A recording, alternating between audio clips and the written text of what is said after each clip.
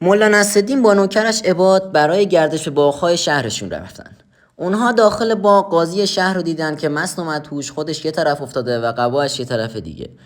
ملا قباشو برداشت، پوشید و رفت. قاضی به هوش اومد و قبا رو پیدا نکرد. به نوکرش سپرد و گفت قبا رو تن هر کس دیدی اونو پیش من بیار. اتفاقا نوکر قاضی در بازار چشمش به مولا نصرالدین افتاد که قبلا قبا رو پوشیده بود و داشت لنگان لنگان برای خودش راه میرفت. جلوی ملا رو گرفت و گفت که باید با من به محضر قاضی بیای. ملا هم بدون اینکه اعتراض کنه همراه با اون راه افتاد. وقتی به محضر قاضی رسیدن، ملا گفت من دیروز با نوکرم برای گردش به اطراف شهر رفته بودیم. مرد مستی و از خدا بی خبری و دیدیم که قباش افتاده. منم قباشو برداشتم و پوشیدم. شاهد هم دارم.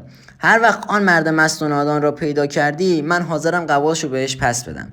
قاضی گفت من چه میدانم کدوم احمقی بوده. قباش پیش شما باشه، اگر صاحب احمقش پیدا شد حتما شما رو خبر میکنیم.